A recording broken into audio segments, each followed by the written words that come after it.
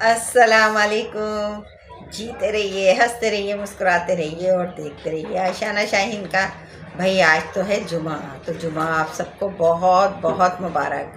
اور میری اللہ تعالیٰ سے یہ دعا ہے کہ اللہ تعالیٰ جو عرصے سے ہم دعائیں مانگ رہے ہیں اور ہماری خواہشات ہیں جائز خواہشات، اور وہ ہماری پوری نہیں ہو رہی، تو میرے رب آج جمعے کے مبارک دن کی برکت سے ہماری وہ تمام دعاؤں کو اپنی بارگاہ عالی شان میں قبول و مقبول فرما.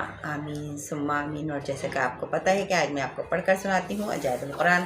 تو میرے ہاتھ میں ہے عجائب القرآن، اور اس میں جو آج میں آپ کو پڑھ کر سناؤں گی اور بتاؤں گی اس کا عنوان ہے کہ حضرت داؤد علیہ السلام کس طرح بادشاہ بنے. حضرت داؤد علیہ السلام بادشاہ بنے تھے، اور وہ پہلے بہت زیادہ جو تھے وہ غریب تھے، اور اتنے غریب تھے کہ وہ بکریاں چرا کر اپنا گزر بسر کیا کرتے تھے. لیکن اللہ تعالیٰ کو ان کی جو نبی تھے اللہ تعالیٰ کے، اور اللہ تعالیٰ کو ان کو بادشاہت عطا کرنی تھی، تو اللہ تعالیٰ نے انہیں کس طرح بادشاہت عطا کی کہ ایک چرواہے سے اور ایک ملک کا بادشاہ بنا دیا. ہے نا حیران کرنے والی باتیں. اور یہ ہے میرے مالک کا رحم کرم رحمت اس کی کہ وہ جس کو چاہے جو چاہے عطا کر دے. تو بھائی جو ہے میں اب آپ کو پڑھ کر سناتی ہوں کہ حضرت داؤد علیہ السلام بادشاہ کس طرح بنے تھے. تو حضرت داؤد علیہ السلام کی بادشاہت کا قصہ کچھ اس طرح لکھا ہے کہ جب طالوت بنی اسرائیل کے بادشاہ بن گئے تھے نا، تو آپ نے بنی اسرائیل کو جہاد کے لیے تیار کیا، اور ایک کافر بادشاہ تھا جالوت. جالوت سے جنگ کے لیے اپنی فوج کو لے کر میدان جنگ میں نکل گئے. جالوت بہت ہی زیادہ قدآور نہایت ہی طاقتور بادشاہ تھا، اور اپنے سر پر پتہ ہے جو لوہے کی ٹوپی پہنتا تھا نا، اس کا وزن تھا 300 رتل. اب اس زمانے میں 300 رتل کتنے ہوتے تھے؟ زیادہ ہی ہوتے ہوں گے. بھاری لکھا ہے اس میں کہ ٹوپی جو تھی اس کی بہت بھاری تھی. جب دونوں فوجیں میدان جنگ میں لڑائی کے لیے صف آرائی کر چکی ہیں نا، تو حضرت طالوت نے اپنے لشکر میں یہ اعلان کر دیا کہ جو شخص جالوت کو قتل کرے گا نا، میں اپنی شہزادی کا نکاح اس کے ساتھ کر دوں گا، اور اسے آدھی سلطنت بھی عطا کر دوں گا. اور یہ فرمان شاہی سن کر حضرت داؤد علیہ السلام جو تھے وہ آگے بڑھے، اور جو ابھی تک بہت چھوٹے تھے اور بیماری سے اٹھے تھے، تو چہرہ تو ان کا بہت زرد ہو رہا تھا، اور غربت اور مفلسی کا یہ عالم تھا کہ بکریاں جو چراتے تھے نا، اس کی جو اجرت ملتی تھی اسی سے اپنا گزر بسر کیا کرتے تھے. اچھا، اب روایت ہے کہ جب حضرت داؤد علیہ السلام گھر سے جہاد کے لیے روانہ ہوئے تھے نا، جہاد کے لیے روانہ ہوئے، تو راستے میں ایک پتھر تھا.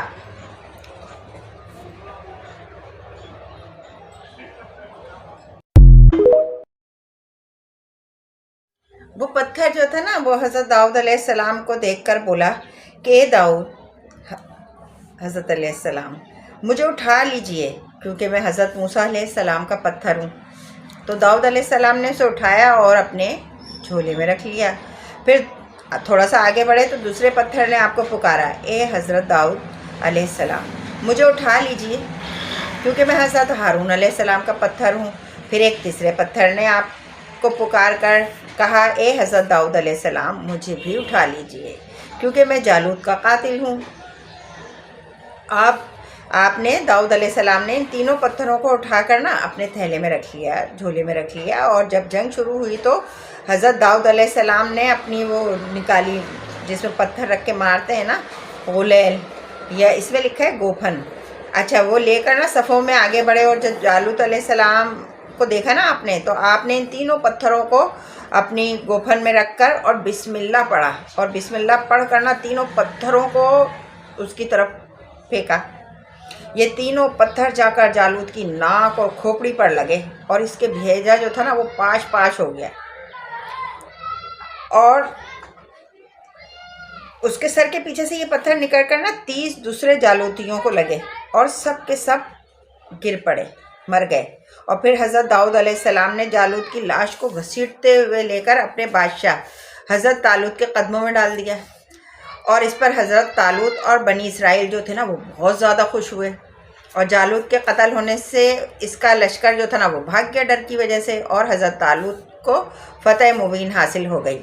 اور پھر کیونکہ طالوت نے اعلان کیا تھا، اسی لیے اس نے حضرت داؤد علیہ السلام کے ساتھ اپنی بیٹی کا نکاح کر دیا، اور اپنی آدھی سلطنت کا ان کو بادشاہ بنا دیا. پھر پورے 40 برس کے بعد حضرت طالوت بادشاہ کا انتقال ہو گیا. حضرت طالوت جو بادشاہ تھا نا اس کا انتقال ہو گیا، تو حضرت داؤد علیہ السلام جو تھے وہ پوری سلطنت کے مالک بن گئے، کیونکہ وہ جو طالوت بادشاہ تھا نا اس کی صرف ایک ہی بیٹی تھی. اور حضرت شموئیل علیہ السلام کی وفات ہو گئی تو اللہ تعالیٰ نے حضرت داؤد علیہ السلام کو سلطنت کے ساتھ جو ہے نا نبوت بھی عطا کر دی. اور جو ہے آپ سے پہلے سلطنت اور نبوت دونوں اعزاز ایک ساتھ کسی کو نہیں ملے. ایک بادشاہ ہوتا تھا اور ایک ملک میں، اور ایک جو تھا نبی.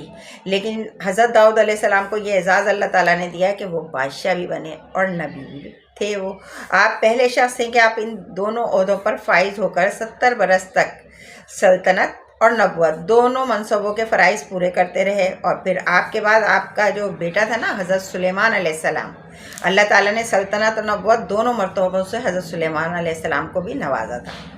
اچھا، ترجمہ ہے نا کنز الایمان کا. کنز الایمان میں جو ترجمہ ہے اس میں لکھا ہے، اور قتل کیا داؤد نے جالوت کو، اور اللہ نے انہیں سلطنت اور حکمت عطا فرمائی اور اسے جو چاہا سکھایا. اچھا، حضرت داؤد علیہ السلام کا ذریعہ معاش آپ کو پتہ ہے کیا تھا؟ حالانکہ وہ تھے تو بادشاہ، لیکن حضرت داؤد علیہ السلام جو تھے نا وہ ساری عمر اپنے ہاتھ کی دستکاری کی کمائی سے اپنا جو سامان ہے کھانے پینے کا اور رہائش کا طرز زندگی اسی سے بسر کرتے تھے.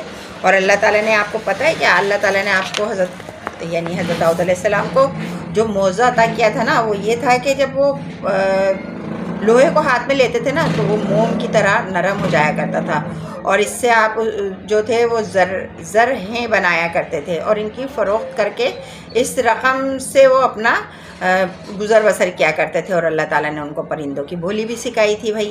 اور درس ہدایت لکھا ہے اس میں کہ درس ہدایت اس سے آپ کو کیا ملا. یہ واقعہ سنا تو درس ہدایت کیا ملا ہے ہمیں؟ درس ہدایت اس واقعے سے یہ ملتا ہے کہ اللہ تعالیٰ جب اپنا فضل و کرم فرماتا ہے تو لمحے میں رائی کو نہ پہاڑ اور ذرے کو آفتاب بنا دیتا ہے. غور و فکر کرو تاکہ حضرت داؤد علیہ السلام تو دیکھیں نا، اس واقعے پہ اگر ہم غور و فکر کریں تو ہماری سمجھ میں تو یہ آتا ہے کہ حضرت داؤد علیہ السلام کم سن بھی تھے، کم عمر بھی تھے، چھوٹے بھی تھے، بیمار بھی تھے اور غریب بھی تھے، یعنی کہ بکریاں چرا کر اپنا گزر بسر کرتے تھے. لیکن اللہ تعالیٰ نے ان کو اتنا بڑا منصب دینا تھا، بادشاہ بنانا تھا، تو اس کے لیے اللہ تعالیٰ نے کس طرح راستہ بنایا بادشاہ بنانے کے لیے، کس طرح وہ کرا کہ وہ ایک شہزادی سے شادی ہو گئی ان کی، اور اس کی تمام جائیداد جو تھی وہ حضرت داؤد علیہ السلام کو مل گئی. اچھا، اللہ تعالیٰ کی قدرت اور جلوہ تو دیکھیے کہ جالوت جیسے جابر اور طاقتور بادشاہ کا قاتل حضرت داؤد علیہ السلام کو بنا دیا، جو کہ ایک چھوٹے بچے اور بیمار تھے، اور وہ بھی ان 3 پتھروں سے. حالانکہ آپ کو میں نے شروع میں بتایا تھا کہ ان چھوٹے چھوٹے پتھروں کی کیا حقیقت ہوگی کہ جب وہ جو ہے 300 رطل وزن کی فولادی ٹوپی پہنے ہوا تھا، لیکن میرے مالک کی مرضی، میرے اللہ تعالیٰ کی رضا کہ ان 3 پتھر جو تھے نا چھوٹے چھوٹے، وہ اس ٹوپی ان کا کچھ بھی نہیں بگاڑ سکی، اور وہ اس ٹوپی کے اندر سے اس کے سر پہ لگے، اور سر سے ہوتے ہوئے پیچھے جو تھے کھڑے ہوئے لوگ جالوتی جو تھے ان کو بھی مار دیا. اچھا، اب حقیقت تو یہ ہے کہ نا اللہ تعالیٰ اگر چاہے تو ایک چیٹی کو ہاتھی پر غالب کر دے، اور اللہ تعالیٰ اگر چاہے تو ہاتھی اور ایک چیٹی کا کچھ بھی نہیں بگاڑ سکتی. اچھا، آپ نے پڑھ لیا نا، سن لیا کہ طالوت جو تھے وہ چمڑا پکانے کا پیشہ کرتے تھے، بکریاں چراتے تھے، اور حضرت داؤد علیہ السلام جو تھے نا بھائی وہ بھی بکریاں چرایا کرتے تھے، اور انتہائی غریب تھے. ان کو یہ سوچ بھی نہیں سکتا انسان کے جو لوگ بکریاں چراتے ہیں انتہائی غریب ہوتے ہیں، اور ان کو اللہ تعالیٰ بادشاہی عطا فرما دے گا. کہ میرا مالک جو ہے نا وہ جب چاہے جو چاہے عطا کر دے، جو چاہے دے دے. تو اس سے ہمیں یہ بھی سبق ملتا ہے کہ اگر ہم بہت غریب ہیں نا، اور اگر ہم چاہتے ہیں کہ بھئی یا ہم کمزور ہیں، بیمار ہیں، ناتواں ہیں،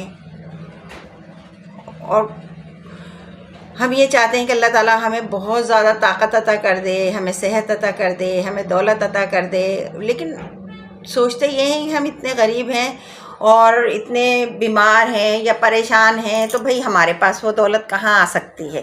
ہم بھلا ایسے کیسے آگے جا سکتے ہیں؟ تو ہرگز ایسا نہ سوچیے گا، کیونکہ آپ کی طاقت نہیں، اللہ کی رضا ہوتی ہے۔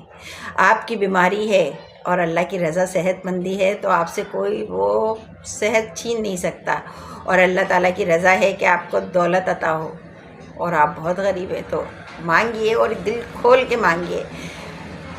جب ہم وہاں سے مانگتے ہیں نا جہاں سے ہمیں واپس نہیں کرنا ہوتا، جہاں سے ہمیں کسی چیز کے تانے نہیں ملنے ہوتے، کسی چیز کوئی احسان جتانے والا نہیں ہے کہ ہم نے تمہارے ساتھ فلاں وقت یہ کیا تھا۔ آپ کسی انسان سے مانگ کے دیکھیں، وہ آپ کی مدد کر دے گا وقتی طور پہ، لیکن بعد میں آپ کو بہت زیادہ ستائے گا، اپنے احسان جتائے گا کہ فلاں وقت میں نے تمہارے ساتھ یہ احسان کیا تھا، فلاں وقت تمہارے ساتھ یہ احسان کیا تھا۔ اور آپ کو پیسے لینے نا، تو وہ واپس کے تقاضے آپ سے اس طرح کرے گا کہ آپ کو اپنی بے عزتی محسوس ہوتی ہے۔ تو اس لیے جب مانگنا ہے نا اللہ تعالیٰ سے مانگیں، دینے والا تو میرا رب ہے نا۔ آپ جو چاہیں، جیسا چاہیں، جو آپ کے حق میں بہتر ہو، لیکن اللہ تعالیٰ سے مانگتے رہیں، مانگتے رہیں، مانگتے رہیں۔ یہی وہ در ہے جہاں سے ہمیں ملنا ہوتا ہے، کوئی دوسرا در ہرگز ایسا نہیں ہے کہ ہم مانگیں اور مانگیں اور مانگیں تو آپ کو جھڑکیاں ملتی ہیں، جھڑکیاں ملیں گی، لیکن یہاں سے آپ مانگیں گے اس در سے جس در سے اللہ نے کہا ہے مانگو، تو اللہ تعالیٰ اپنی رحمت نازل فرمائے گا، اور ہر وہ چیز عطا فرمائے گا جو ہمارے حق میں بہتر ہوتی ہے۔ اللہ تعالیٰ سے جب مانگے نا کہیں اللہ تعالیٰ جو میرے حق میں بہتر ہے تو میرے ساتھ وہی معاملہ کر۔ آج کے لیے میرے خیال میں اتنا ہی کافی ہے، اور جانے سے پہلے میں اتنا کہنا نہیں بھولوں گی کہ بھائی اگر آپ کو یہ کہانیاں اور یہ ترجمہ پسند آ رہا ہے کلام پاک کا، اور جو میں کہانیاں سنا رہی ہوں، آپ کو واقعہ سنا رہی ہوں، پیغمبر کے واقعہ سنا رہی ہوں، اگر پسند آتے ہیں نا تو جلدی سے میرے چینل کو کر دیجیے سبسکرائب، دیر نہیں کیجیے گا سبسکرائب کرنے میں، اور بھائی اپنی خوبصورت رائے کا اظہار کرنا ہے،